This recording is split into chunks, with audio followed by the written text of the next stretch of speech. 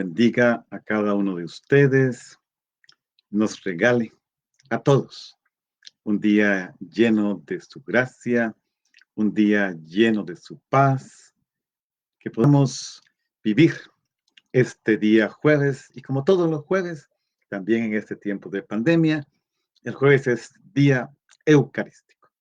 Podemos unirnos a las diferentes transmisiones de la Eucaristía, también de horas santas, de exposiciones del Santísimo. Hay muchas formas de que este día jueves siga siendo un día para contemplar al Señor presente en el Santísimo Sacramento del altar, pero también presente y muy vivo en la palabra, Cristo, palabra encarnada. Les invito a que nos abramos al Espíritu Santo con toda la transparencia del mundo. Dejemos que Él irrumpa en nuestras vidas, que el Espíritu Santo rompa los modelos que por años, por décadas, hemos convertido en algo de piedra. Dios no es de piedra, el corazón no es de piedra, la ley no está en la piedra, está en el Espíritu. Y es siendo atentos, alertas, abiertos al Espíritu Santo, como camina nuestra iglesia. Cada vez que la iglesia se ha querido estancar, es que ha querido atrapar a Dios en una imagen. No hay imágenes de Dios que lo atrapen. Él es novedad, Él es vida, Él es eternidad, Él es resurrección, Él es el Dios de hoy, de mañana y de siempre. A Él vamos a pedirle que con su espíritu anime nuestra vida, fortalezca nuestro espíritu, reviva nuestra esperanza si alguno por allí la siente que se le está apagando. Eso es lo último que se debe apagar. Y todo esto envuelto en la fe y el amor recibidos de Él mismo. Espíritu Santo, haz tú maravillas en nuestros corazones. Haz que los que siguen duros puedan ablandarse ante tu presencia, ante tu gracia, y te bendecimos por todo lo que haces. Que este día sea de verdad un momento de gracia y bendición para todos, y nos unimos a todos los hombres y mujeres que invocan al Dios Padre de nuestro Señor Jesucristo. Hermanos, el texto que tenemos para hoy litúrgico es Juan capítulo 13, versículos 16 al 20. Juan 13, del 16 al 20. Y nuevamente, mientras ustedes lo ubican, los que están siguiéndolo con la palabra de Dios en mano, digo unas palabritas, como he estado haciendo esta semana, sobre la relación de Dios con el ser humano mediante la palabra, porque tenemos que aprender a dialogar con Dios por mediación de la palabra. ¿Y esto por qué? Porque la palabra divina nos introduce a cada uno en comunidad, ciertamente, pero también a cada uno individual en el coloquio con el Señor.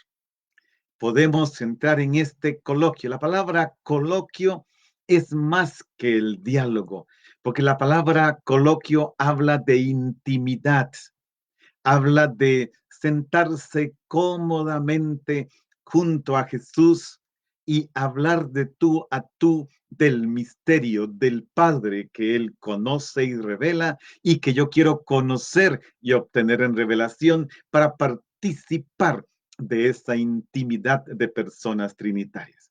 Ese es un coloquio, es algo de intimidad. Hay que encontrar el lugar, el espacio para comenzar a coloquiar con el otro, a entrar en intimidad, a intimar. ¿Por qué? El Dios que habla nos enseña cómo podemos hablar con Él. Nos va enseñando y la palabra es el mejor camino para aprender a hablar, dialogar, coloquiar con Dios. Ella es ella la que lo permite. Pensemos espontáneamente, como dice el Papa Benedicto XVI, en el libro de los Salmos. ¿Qué sucede allí? Allí se nos ofrecen las palabras con que podemos dirigirnos a Dios. este maravilloso libro de 150 salmos que nos permiten encontrar palabras muy humanas, palabras muy cercanas a la realidad de la alegría, del gozo, del éxtasis, pero también del dolor, sufrimiento y la angustia ante la muerte. Cuántas cosas maravillosas. Y allí están palabras dichas por seres humanos que se convirtieron en palabra de Dios. Porque cuando oro ante Dios, mi palabra se convierte en palabra de Dios. Es un misterio maravilloso este. Y sobre eso estoy escribiendo precisamente. Allí se nos encuentra esta palabra, cómo dirigirnos a Él, para presentarle nuestra vida, lo que somos, nuestra existencia, en un coloquio ante Él. Pero este coloquio tiene una maravilla, y es que transforma la vida de cada uno en un movimiento hacia Él. Eso es aprender a dialogar con Dios por mediación de su palabra. Quedémonos con esa palabra de hoy, coloquio. Y vamos a ver ahora después el momento de oración que he planeado, que si el Espíritu Santo permite que los hagamos todos. Es eso, tenemos que encontrar la forma para dialogar con Dios. Ahí están las palabras del Salmo, ahí está el tiempo, pero de verdad, ¿queremos hacerlo? Eso es lo que vamos a tratar de ver después. Bien, vamos a leer entonces el texto de hoy, Juan 13, versículo del 16 al 20. En aquel tiempo, después de lavarle los pies a sus discípulos, Jesús les dijo: yo les aseguro, el sirviente no es más importante que su amo, ni el enviado es mayor que quien lo envía. Si entienden esto y lo ponen en práctica, serán dichosos. No lo digo por todos ustedes. Yo sé a quienes he elegido. Pero esto es para que se cumpla el pasaje de la Escritura que dice: el que comparte mi pan me ha traicionado. Les digo esto ahora, antes de que suceda, para que cuando suceda, crean que yo soy. Yo les aseguro, el que recibe al que yo envío, me recibe a mí. Y el que me recibe a mí, recibe al que me ha enviado. Hermanos, como vemos, un texto nuevamente cortito, pero denso en contenido y riquísimo. Nos abre a situaciones maravillosas, aunque también nos hace sentir que está detrás el evento de la pasión. Hay uno allí en la mesa que va a desencadenar todo el evento de la pasión y Jesús lo sigue anunciando. Bien, tenemos una palabra muy hermosa. Esperemos que el tiempo nos dé, que la internet no nos falle, que todo salga bien. Es necesario, ya lo había hecho hace algunos días, pero vamos a hacerlo otra vez, fijarnos en el contexto, porque estamos ahora en el capítulo 13, que es la segunda parte del Evangelio de Juan. Recuerden que dijimos de 1 al 12, el libro de los signos con 7 signos, del 13 al 21, el libro de la gloria. Ahora estamos en el libro de la gloria. Eso implica, vamos a vivir momentos orientados todos hacia la gloria que está en la cruz. Todo nos va a orientar a elevar la mirada hacia la cruz. Entonces, son del capítulo 13, versículo 1 hasta 17, 26. En esta semana y todo el tiempo que sigue antes de que llegue Pentecostés, estaremos aquí, de capítulo 13, que será solo hoy, hasta el capítulo 17. Todo eso lo vamos a tener, vamos a ver y vamos a meditar estos discursos de despedida de Jesús. Pero en estos versículos 13, 14, 15, 16, 17, hay más o menos 7 escenas, 7 grandes escenas. La primera es la escena del lavatorio de los pies, 13 del 1 al 20. Esa ya lo vimos el Jueves Santo. La segunda escena es 13 del 21 al 30, que es la designación y la partida de Judas. La tercera, 13 del 31 al 38, que es una especie de transición al inicio de los discursos de despedida. La cuarta, capítulo 14, del 1 al 31, todo el capítulo 14 es el primer discurso de despedida de Jesús. En él estaremos mañana. Quinta escena, capítulo 15, del 15:1 hasta 16:4. Capítulo 15 y 4 versículos del 16 es el segundo discurso de despedida de Jesús. Del 16:4 al 16:33 encontraremos el tercer discurso de despedida de Jesús. Y todo el capítulo 17, del 1 al 26, la oración de Jesús antes de la partida. Como ven, vamos a disfrutar a partir de hoy de una experiencia única, maravillosa. Espero que podamos encontrar el sentido de los textos, lo que el autor sagrado, el Espíritu Santo, nos quiere comunicar, que entremos en ese misterio que va a ser de intimidad, va a ser una palabra de gran intimidad reveladora. Desde el capítulo 12, versículo 1, vamos a estar en contacto con la Pascua de Jesús. Ya ayer estuvimos por allí. De ahora en adelante, todo nos va a orientar a este momento de la glorificación. Bien, entonces comencemos con la lectura. El texto litúrgico de hoy comienza con un resumen. Eso no es ningún versículo de la Biblia, sino un resumen de los primeros 15 versículos. Jesús había lavado los pies a los discípulos. Habiendo terminado, hace estas aclaraciones. Entonces vamos a tomar esta introducción que hace el texto litúrgico para recordar en qué ambiente estamos. Se trata entonces de esta experiencia de Jesús con los discípulos durante la última cena, que va a ser de capítulo 13, dijimos, hasta el capítulo 17. Estos capítulos describen la despedida de Jesús, narran las conversaciones que él tiene con sus amigos, los discípulos, en vísperas de ser detenido y condenado a muerte. En una conversación que podemos describir como amistosa, de intimidad, y que por lo menos el Evangelio de Juan nos dice que el discípulo amado, sin que sepamos quién es él, lo guardó en su corazón.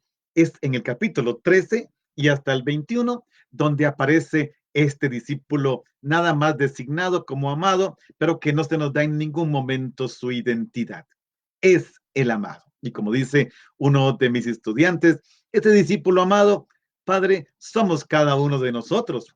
Por eso tenemos que leer atentos, porque si experimentamos este amor, tú y yo seremos ese discípulo amado que vamos a comunicar la intimidad de Jesús recibida en aquella cena al mundo entero. Entonces el contexto es una cena, es una comida. Recordemos, Jesús se había levantado, llevó a cabo el gesto de lavado de los pies, cuando ya la comida se había iniciado, cuando ya los que iban a comer estaban listos en sus puestos. Y ante ellos, Jesús se levanta para llevar a cabo este gesto maravilloso. Les lava los pies, confirmando con ello su posición de maestro y señor en la víspera del día de su muerte. Jesús se dispone a darle un ejemplo.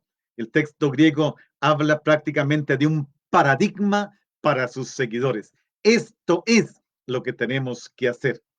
Y se inicia el relato haciendo la observación de que Jesús sabía que había llegado la hora de su muerte. Por lo tanto, el autor del Evangelio nos quiere dar a entender que Jesús Vean que en esto siempre lo vivo repitiendo. Y ojalá que al final de todo esto lo hayamos entendido.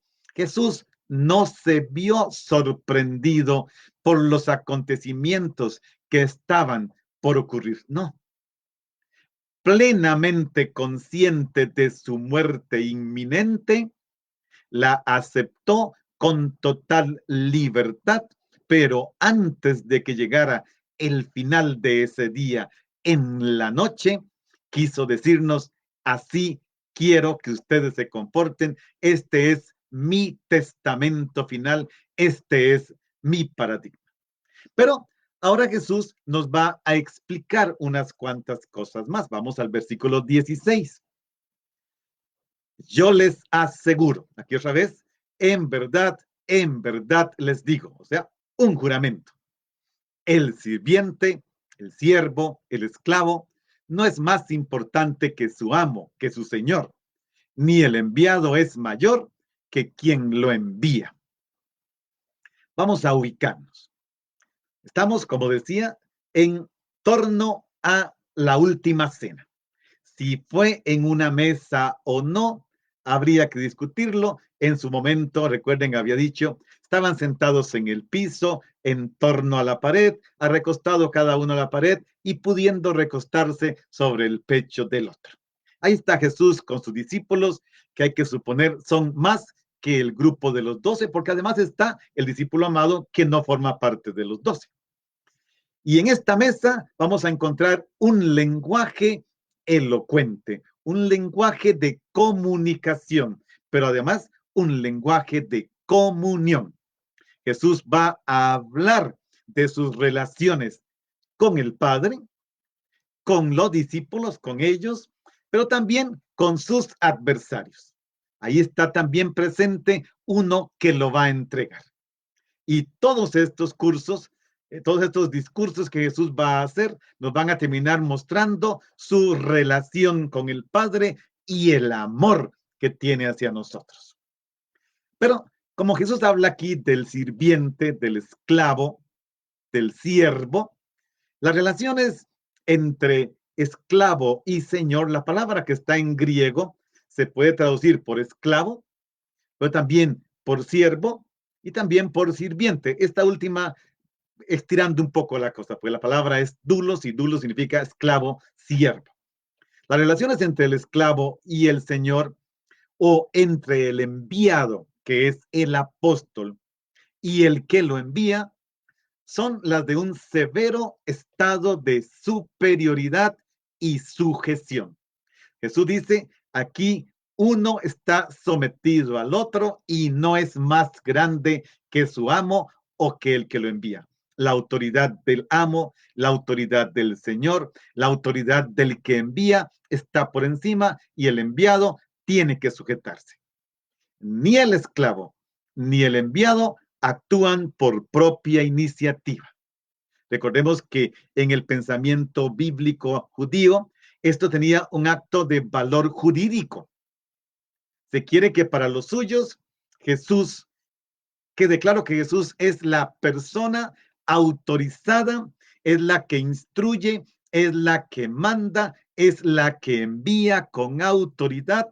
Su instrucción está llena de autoridad, pero también de obligatoriedad, ya que el texto comienza diciendo, en verdad les digo, el esclavo no es más grande que su amo, ni más importante. El enviado no es mayor que el que lo envía. Y aquí tenemos que clavarnos esto en la cabeza y en el corazón. Nunca, nunca, nunca nosotros, los enviados, seremos más grande que el que lo envía, bajo ninguna circunstancia.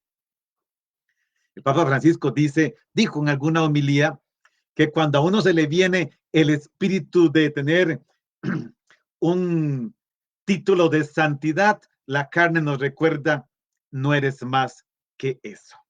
¿Sí? Ninguno puede alardear de títulos de superioridad. El esclavo está sujeto al amo, el enviado está sujeto al que lo envía, y eso es una maravilla, porque entonces nunca seremos nosotros los que nos presentamos. Nuestro mensaje, nuestra palabra, nuestro anuncio no es de nosotros, es de Él. Tenemos que comunicar lo que Él nos dijo que comunicáramos.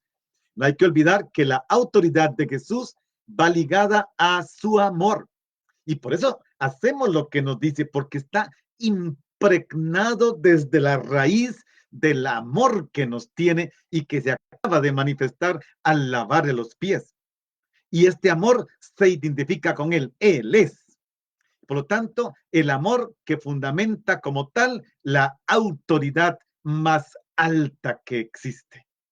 Es menester, dirá Pedro, obedecer a Dios antes que a los hombres. Nadie tiene mayor autoridad porque solo Jesús fue constituido Señor y por eso Él tiene la autoridad.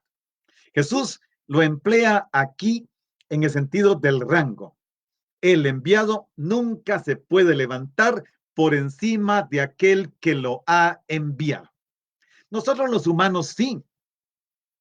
A veces a mí me pasa con mucha frecuencia que estoy a la par de alguien y de repente se levanta los pies, se pone de puntillas para quedar más alto que uno. Y yo siempre digo, qué torpe, porque tiene que volver a bajar. Todos estamos en el mismo rango. El único que está por encima de nosotros es Dios, es Jesús, es el que envía. Relacionando entonces la idea del envío con los motivos de Señor, Maestro, y así el autor del Evangelio establece una relación como motivo básico de su Evangelio. El del envío de Jesús por parte del Padre. Dado que Jesús fue enviado por el Padre, el que es enviado por Jesús es también enviado por el Padre y por encima de ellos no hay nada ni nadie. ¿Y esto qué confianza nos da? ¿Qué paz nos da? Porque yo no soy el centro de atracción, es el Padre en Jesús por el Espíritu Santo, ¿verdad que hermanos? Esto es para disfrutarlo, para gozarlo. Solo hay uno que tiene autoridad en el cielo, en la tierra y debajo de la tierra, dirá San Pablo en la carta a los Filipenses. Bueno, hagamos una primera paradita de oración. Yo quisiera hablarles de algunos problemas en el momento de la oración. Sí, porque queremos orar, queremos aprender a orar. Hay tantos cursos de oración. Pero uno de los problemas es el tiempo. Difícilmente quien posee tiempo en abundancia y que contradictoriamente lo malgasta alegre e inútilmente, porque hay tantas cosas para perder el tiempo. Quien no posee tiempo, quien posee tiempo, encuentra poco tiempo para rezar. No tiene tiempo, pero ¿por qué no tiene tiempo? Lo gasta en un montón de cosas. Hoy el aparato telefónico gasta el tiempo. Pasamos horas delante de nuestras redes sociales, pero para orar no tenemos tiempo. Para Dios no tenemos tiempo. Cuando mucho, a veces se limita a darle las obras a Dios. Ay, pasé 2, 3, 4 horas delante del celular. Señor, ya tengo sueño. En nombre del Padre, del Hijo, del Espíritu Santo. Gracias, Señor. Señor, buenas noches. No le des las obras del tiempo. ¿Cuánto tiempo perdido? La oración lo convierte en tiempo de eternidad. Vamos a ver, hagamos una oracióncita. Padre, la decisión de Jesús de asumir los eventos que vendrán como consecuencia de amar a los suyos hasta el extremo no fue algo improvisado ni imprevisto, no. Fue hecha desde hacía mucho tiempo, desde antes del inicio de su ministerio, desde el momento de la encarnación. No fue una decisión hecha en la víspera de su muerte. No, él amaba desde el principio. Padre, el gesto de Jesús de lavar los pies a los que amó hasta el extremo, es la expresión externa de lo que internamente había decidido. Es una proyección de lo que significa la cruz. Para nosotros, una actualización o liturgia de la cruz y resurrección, limpieza, purificación, comunión en el bautismo, vida eterna. Padre, Jesús nos enseña a nosotros, sus discípulos, cómo es que tú actúas. Tú, en Jesús, te acercas para lavar al ser humano del pecado.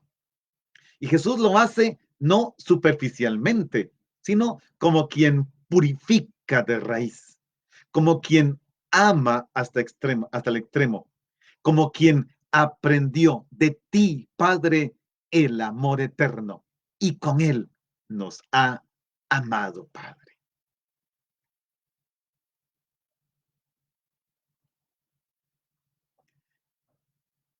Versículo 17. Si entienden esto y lo ponen en práctica, serán dichosos. Si saben estas cosas y las hacen, serán dichosos. Son dichosos, de hecho no están en futuro, son dichosos. Si la comunidad cristiana se entiende desde Jesús, debe también reconocer la obligatoriedad, pero es una obligatoriedad amorosa, porque es obligatoriedad en y desde el amor de Jesús para ella, por lo que está bajo su exigencia constante, amar de esa manera, ser felices amando de esa manera. Ahí está, además, toda la felicidad del creyente, su dicha, su felicidad, su gozo, su salvación. Y aquí significa que el valor simbólico del gesto del lavatorio realizado por Jesús consistía en aceptar a Jesús que se entrega a sí mismo por los demás y no aceptar a un Mesías rey glorioso como querían hacer en el capítulo 6 para que llenara el estómago con pan de gratis. No, esta entrega de sí como siervo, como esclavo, como sirviente de todos, es la clave para entender el gesto del lavatorio. Entender esto es la raíz de la felicidad de una persona. Sabiendo esto, son dichosos si lo hacen. ¿Quieres ser feliz? Todos queremos ser felices, ¿verdad?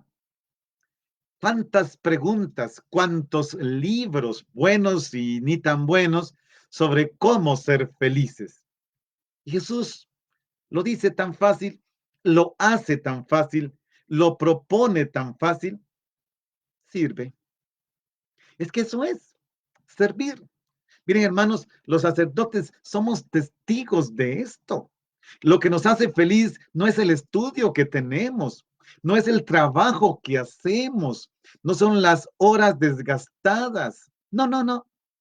Es saber que estamos al servicio de quien lo necesite, que estamos para llevar los sacramentos a quien lo necesite. Piensen en el sacramento de la unción de los enfermos. Cuando este sacramento está delante, los sacerdotes, los que hemos entendido por lo menos, no lo pensamos dos veces, salimos corriendo. Muchos de ustedes saben que lo he hecho. Padre, y estoy ocupado, estoy almorzando, estoy cenando y me voy. Porque es eso lo que hace, es eso, ahí nos damos cuenta que el alimento es otro. El alimento no es comer comida, el alimento es servir. Y esto es lo que Jesús quiere que entendamos.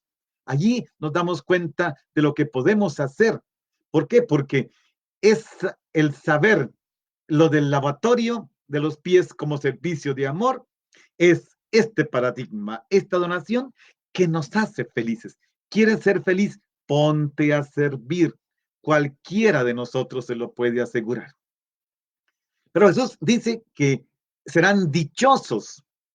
La palabra que está allí, Makarioi, que significa dichoso, feliz, bienaventurado. Y es curioso, en el Evangelio de Juan casi no hay bienaventuranzas. En Mateo y en Lucas más, hay un montón de bienaventuranzas. En Juan encontramos prácticamente solo dos. Esta y la que está en el capítulo 20-29.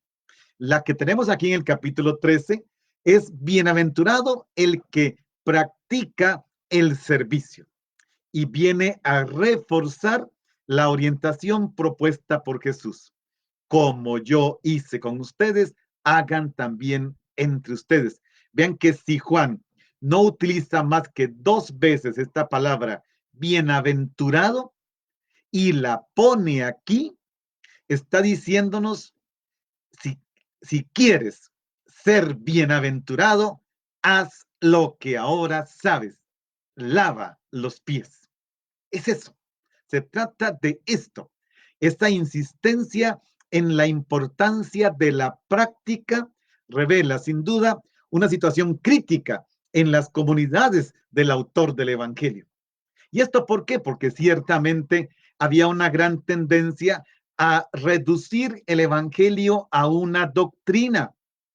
En tiempos del evangelista, la ideología gnóstica, la tendencia gnóstica, a reducir el Evangelio a un conocimiento superior dado a los iniciados en la doctrina gnóstica. Es el problema fundamental entre la teoría y la práctica. Cuando las dos realidades son vistas como opuestas antagónicamente, pero no se oponen. La teoría y la práctica, las dos son necesarias, hay que ajustarlas de forma complementaria y entonces se enriquece. Alguien que solo practica el bien necesita, para saber que es bien en el Espíritu de Cristo, conocer a Cristo. Tiene que ser catequizado. Una vez que se encontró con Cristo, si no hay catequesis, se queda en el aire y se cae. Efectivamente, el porcentaje más elevado se cae.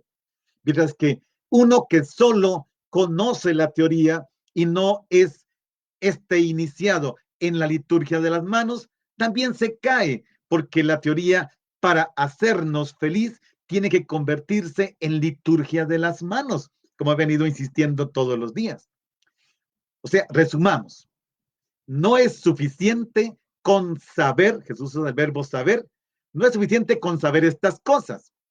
Es necesario llevarlas a la práctica. Jesús usa el verbo poieo en griego, que significa hacer. Ahora que las sabemos, es necesario hacerlas. La bienaventuranza no recae sobre el que sabe, sino sobre el que hace. Una vez que lo sabe, que lo haga. Bien, hagamos otra paradita con una oración y una palabra introductoria precisamente sobre esta dificultad para orar. El orante, la persona que ora, debe tener una actitud de pobre. Hay que colocarse como pobre. ¿Recuerdan ustedes en el capítulo 18 de Lucas que el fariseo y el publicano fueron a orar? El fariseo se va hasta adelante del templo, se queda de pie erguido y comienza a hacer una oración al revés, a presentarle a Dios sus virtudes, no sus debilidades. El que está atrás, el publicano, ni se levanta, agacha la cabeza, solo se da golpes de pecho. Dice Lucas, salió justificado, el otro no. O sea, para orar hay que tener espíritu de pobre. Y entonces se realiza el milagro de dar a Dios en la oración el tiempo que no se tiene. De que seguimos hablando, problema para orar, no tener tiempo. No, hazte humilde. Deja unas cuantas cosas. Colócate allí delante de Jesús. Dale tiempo. Dale lo mejor que tienes. Pero no cualquier tiempo. No el tiempo superfluo. No, el tiempo de valor. Y hacerlo con generosidad, sin medir. Sin medir. Miren, hermano, yo le agradezco tanto a mis formadores y los padres espirituales que tuve, porque me enseñaron a no medir el tiempo. Por eso se me hace tan largo, a veces son varias horas, de verdad, y no medirlo. Cuando estás con él, no midas el tiempo. Claro, a veces hay que medirlo porque tengo una misa, porque tengo una llamada telefónica, pero es eso, darlo generosamente sin medir. A mí me enseñaron desde que entré al seminario, no midas el tiempo. Y de verdad, hermanos, cómo lo disfruté en todo el seminario y cómo lo disfruto ahora. Y ahora que tengo la edad que tengo, que ya entré en la edad de los que comienzan a ver la vida con sabiduría, uno dice, es que entre más tiempo de calidad le dedique, más lo disfruto, más palpita mi corazón con cada palabra suya. Entonces, al orar con espíritu de pobre, el orante se fía de la intervención de Dios en el momento que Él lo decida y que puede ser aquí y ahora. Orar, darle tiempo sin medir. Hagamos una oración. Padre, Jesús nos exhorta mediante una bienaventuranza, es decir, afirma que seremos felices, dichosos, si entendemos la necesidad de pasar del dicho al hecho, porque la fidelidad al Señor no es algo ilusorio, es correspondencia en el amor. Padre, qué importante que en la bienaventuranza anunciada por Jesús conserva todo su peso el conocimiento, la comprensión profunda. El pasaje está centrado en el hacer, está enmarcado por verbos de conocimiento. Sepan, comprendan, conozcan, hagan. Queremos hacer porque te hemos conocido, Padre. Padre, Jesús no quiere la práctica de una ley que esté fuera de él, sino que está impregnada interiormente de la revelación dada por él. Una práctica que reproduce a su medida la experiencia de Jesús, tu Hijo, cuya fidelidad a tu palabra es siempre la expresión de un conocimiento perfecto que nos ha sido revelado por tu Hijo para ser felices, alegres, bienaventurados, dichosos. Y Padre, lo somos.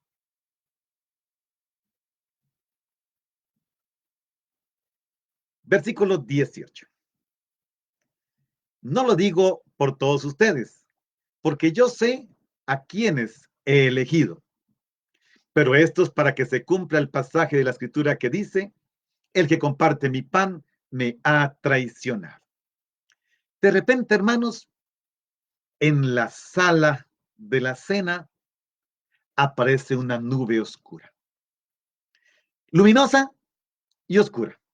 Luminosa porque revela la conciencia de Jesús de quienes ha elegido. Y oscura porque uno lo va a entregar. A Juan le encanta jugar con estos dualismos de luz y tinieblas.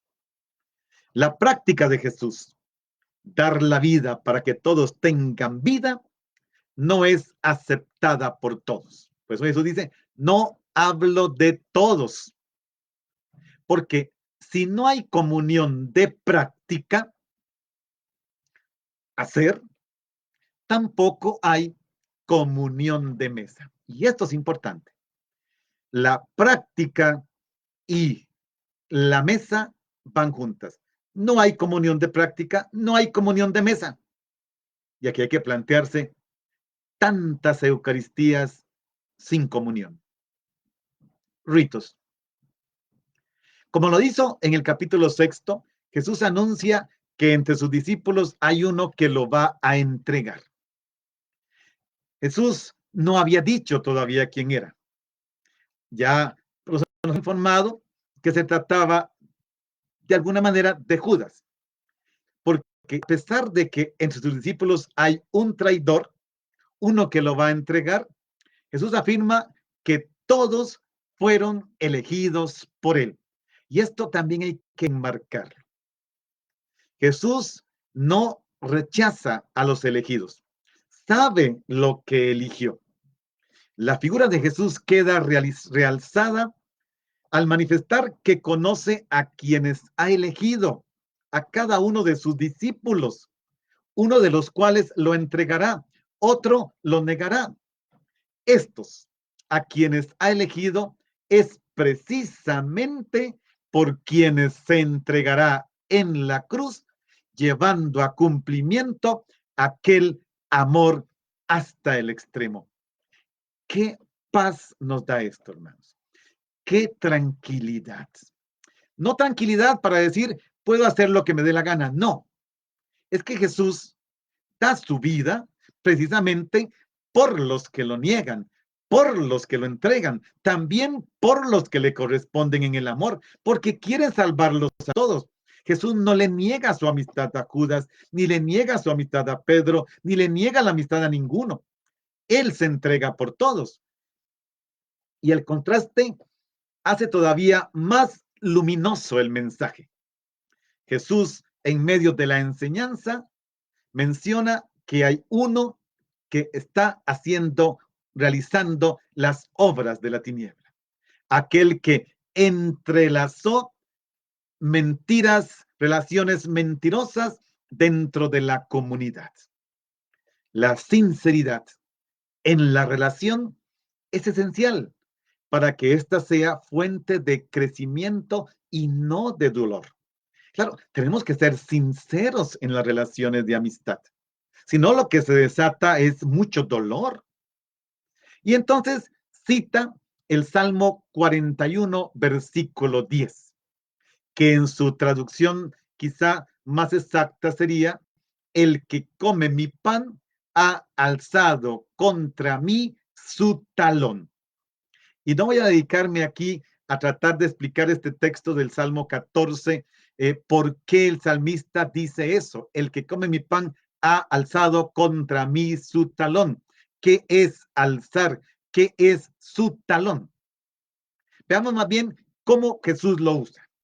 Jesús se presenta con la figura de un inocente perseguido, porque al citar el Salmo 41, el salmista, cuando está orando, lo que más dolor le produjo fue ver que entre los que hablaban mal de él estaba el que antes había sido su mejor amigo.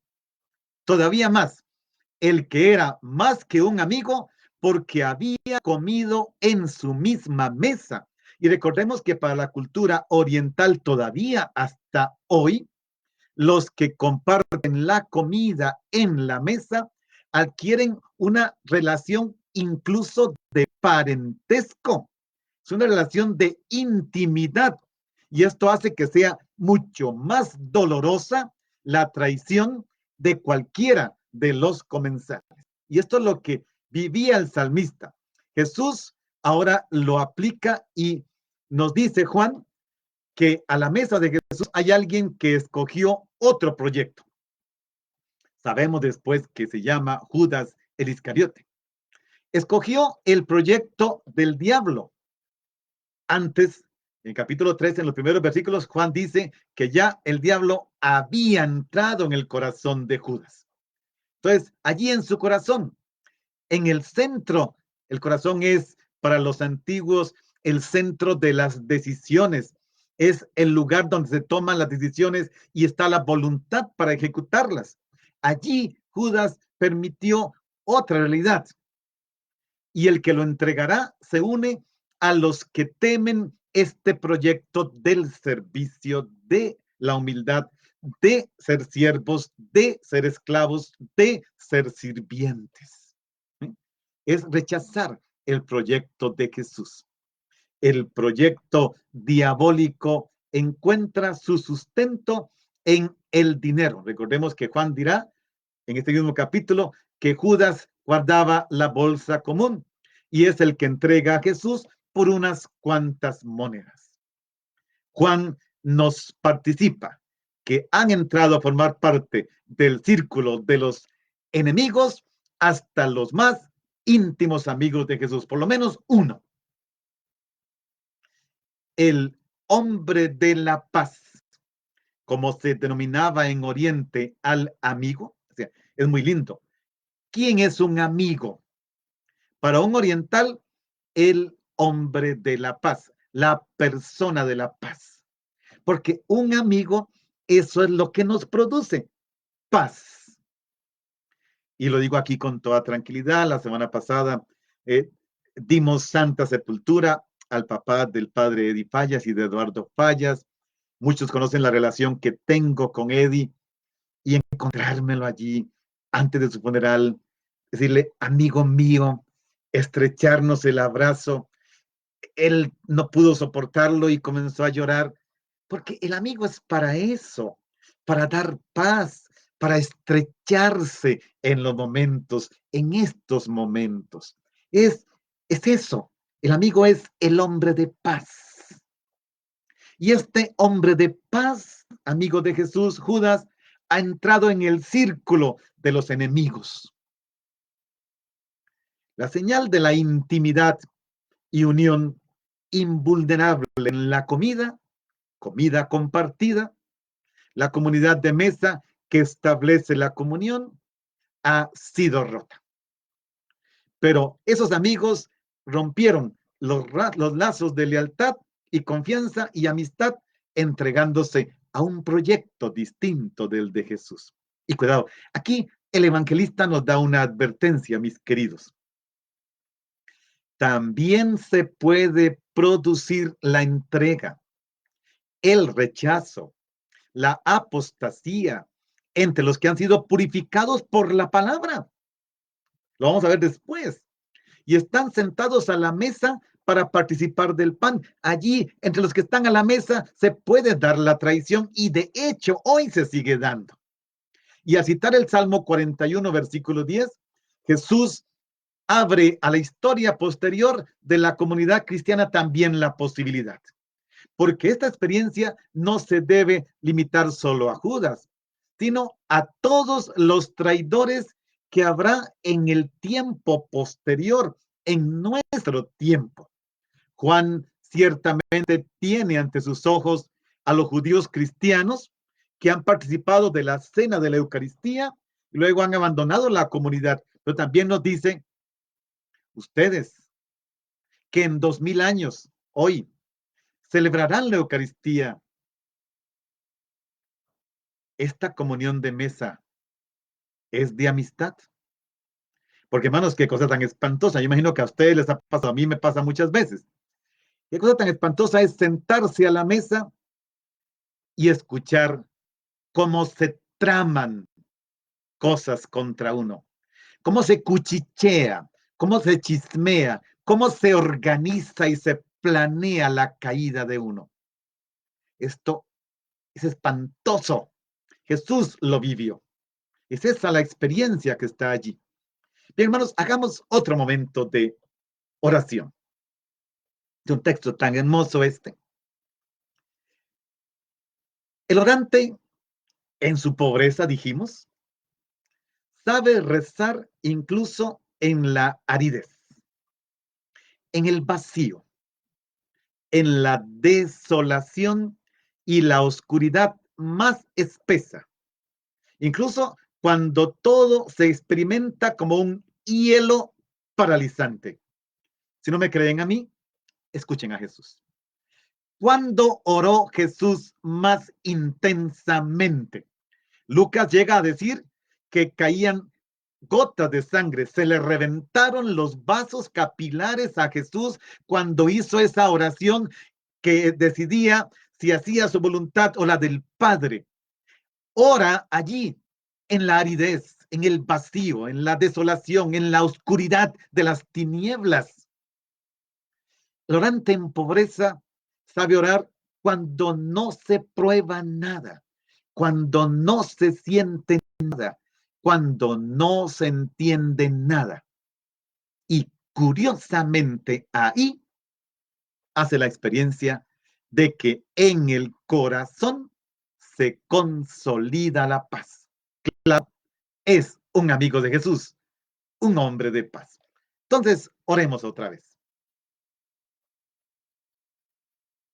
Padre, la traición de Jesús, de uno de los que él mismo había escogido, de uno del grupo de los 12, había sido señalada por Juan, pero no justificada. Ahora se ilumina por el anuncio de Jesús a lo largo de la última cena. Uno de ustedes me va a entregar. Uno de los amigos ha roto todos los lazos de amistad, de confianza, de lealtad. Padre, Padre, el hecho de que Jesús conozca de antemano la traición, la entrega de uno de los discípulos, de uno de los elegidos, demuestra que domina la situación, domina todo lo que sucede. Juan se ha destacado fuertemente en el conocimiento superior de Jesús. Nos ha dicho, Él lo sabe todo. Ahora lo ha mostrado, interpretando lo que Él sabe a la luz de la Escritura. Uno que come conmigo me entregará. Padre, Jesús trata de eliminar el escándalo más radical. Uno de los suyos lo entregará. El suceso incomprensible toma sentido dentro de tu proyecto salvífico, Padre, recogido en la escritura del Antiguo Testamento. Escritura que nada puede abolir. Todo, Padre, está sometido a un plan de salvación, de vida eterna y resurrección. Todo lo padece su Hijo para que tú tengas vida. Padre, danos esa vida. Vamos al versículo 19. Les digo esto ahora antes de que suceda, para que cuando suceda crean que yo soy. Juan da una prueba didáctica de cómo el cumplimiento incluso de esa tenebrosa predicción está envuelta en tiniebla. Eso, incluso eso, dice Juan, debe ayudar a los discípulos a creer en Jesús. Les he dicho esto ahora antes de que suceda. Atención, para que cuando suceda crean que yo soy. Esta predicción de Jesús, cuando suceda, llevará al creyente a creer en Jesús. Y creer no cualquier cosa, creer que yo soy, con todo lo que hemos dicho que significa yo soy en el Evangelio de Juan. Aquí es la afirmación de sí mismo plena y rotunda. Es Cristo, yo soy el Mesías. Señala a Jesús como revelador, salvador, enviado por Dios.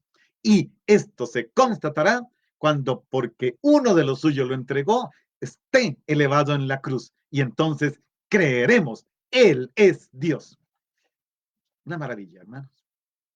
El presagio de la traición por uno de su comunidad de mesa, una vez que se cumpla después de la Pascua, debe llevar a los discípulos a creer que yo soy.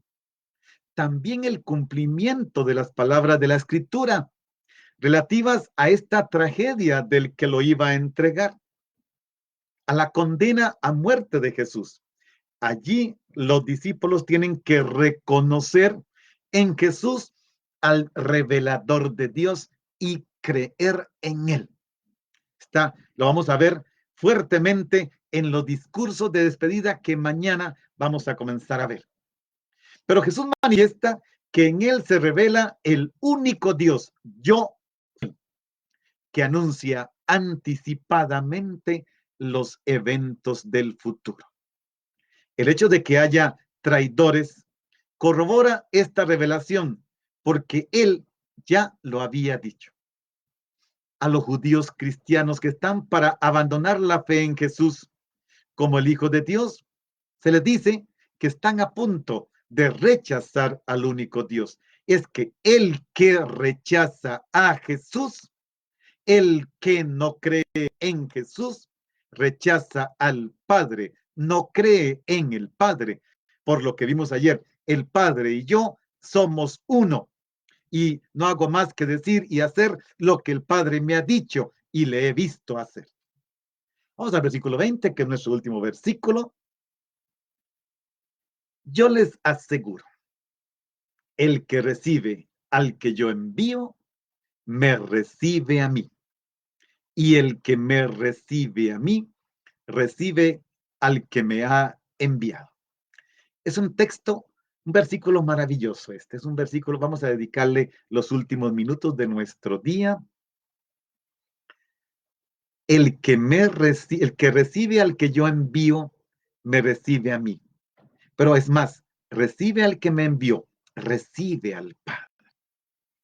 Y esto tiene que ver con la proclamación del Evangelio, con la evangelización. En esta proclamación misionera del Evangelio, que va a ser realizada por los mensajeros, apóstoles enviados de Jesús, se encuentra el propio Jesús. Claro, porque la palabra que decimos no es nuestra palabra. Es la palabra que Él nos ha comunicado, que es a su vez la palabra que el Padre ha dicho. Sí, hermanos, y esto tiene que darnos, mis hermanos sacerdotes que me están escuchando, y un saludo para todos, porque sé que son muchos, son demasiados los mensajes y los agradecimientos de parte de los sacerdotes por otros medios y en llamadas. Dios les bendiga y nos anime mucho. Hermanos sacerdotes, hermanos laicos que se dedican a la evangelización, oigan, no tenemos que desanimarnos porque alguien rechaza nuestra predicación. No, es que no es nuestra. Nos debe preocupar el rechazo de Jesús, el rechazo del Padre, pero que me rechacen a mí. Alégrate, ponte feliz. Si no te rechaza nadie, no estás haciendo nada posiblemente. La palabra confronta. No, no.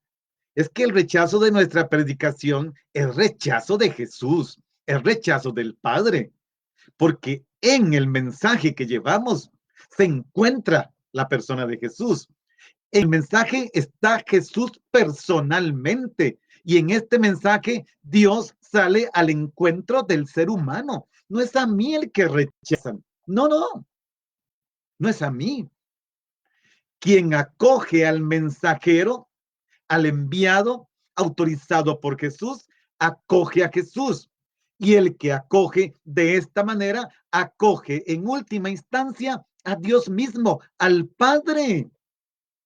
Ahí radica la convicción de que en la predicación de Jesús, Él se hace presente. Digámoslo así, predicación equivale a hacer presente a Jesús. No hago presente a Jesús, no hubo predicación. A menos de que alguien me demuestre lo contrario. Predicar es hacer presente a Jesús. Por eso cuando en la Eucaristía el sacerdote, el diácono, el obispo proclama el Evangelio, es Cristo, palabra encarnada que nos está hablando hoy como lo hizo hace 2000 años. Es Él en persona, en los labios del señor obispo, el presbítero y el diácono. Es Cristo que habla, es Cristo que se comunica, es Él en persona. Y en la homilía que hacemos los sacerdotes, es Él el que explica, es Él el que expande el conocimiento del misterio, porque es su persona iluminando nuestro entendimiento, viéndonos a Él, dándonos la fuerza de voluntad y abriendo nuestro corazón. Es Él. Es un texto maravilloso. Las palabras subrayan la instrucción de Jesús, vinculando la acción de la comunidad a su propia acción ejemplar. Es Él en la comunidad que anuncia, en la comunidad que predica, es Cristo el que está porque Él legitima, Él da este poder a la comunidad. Recordemos el día de la resurrección.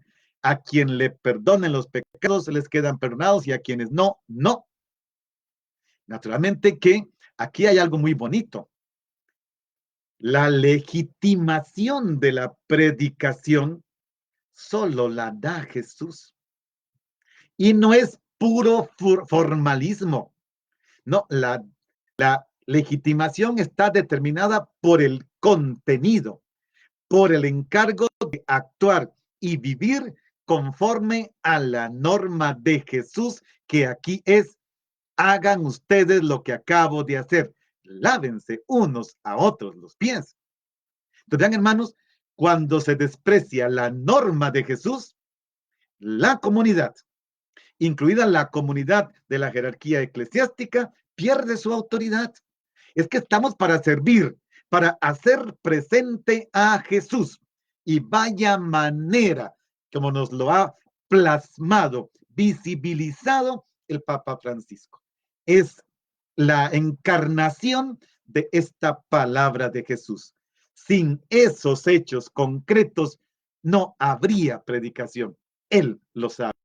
Así tenemos que hacerlo. Dejar que la palabra nos hiera para poder llevarla a otros, y la palabra herirá, porque la palabra siempre hiere. Bueno, hagamos otro momento de oración. Una palabrita primero.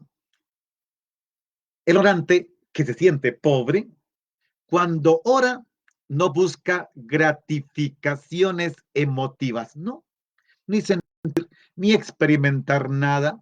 Claro, a veces Dios, el Espíritu, nos da eso, pero eso no lo buscamos. Eso vendrá porque al Espíritu le dio la gana. El orante pobre no mendiga fáciles consolaciones. No, yo no voy a orar para consolaciones emotivas. Sabe que la oración no consiste en una alegría sensible, aunque puede existir esta alegría sensible. El orante busca a Dios incluso cuando Dios se esconde, cuando desaparece en la noche. Otra vez, veamos a Jesús en su oración antes de la entrega. Y al final, en Lucas: Dios mío, ¿por qué me has abandonado? ¿Pero qué hace él? Sigue orando, sigue orando. El orante ora también cuando Dios desaparece en la noche y la perspectiva. Hagamos una oración final. Padre, el modelo de Jesús en el lavatorio de los pies perturba, pero apasiona. Cuestiona, pero ilusiona. Pues descubre que el ser humano, que este hombre, Jesús, al que la comunidad venera y en quien cree como su Señor, revelador e hijo del Padre, se muestra con su conducta como el esclavo, el siervo, el sirviente de todos, con una toalla, con un delantal por Padre. Tu Hijo Jesús, con su manera de actuar, invierte con su proceder relaciones de soberanía en la sociedad esclavista. Invita a un cambio total de conciencia. Su modelo sigue inalcanzado y, desde luego, no ha sido superado. Es siempre una meta por conquistar y queremos conquistarla.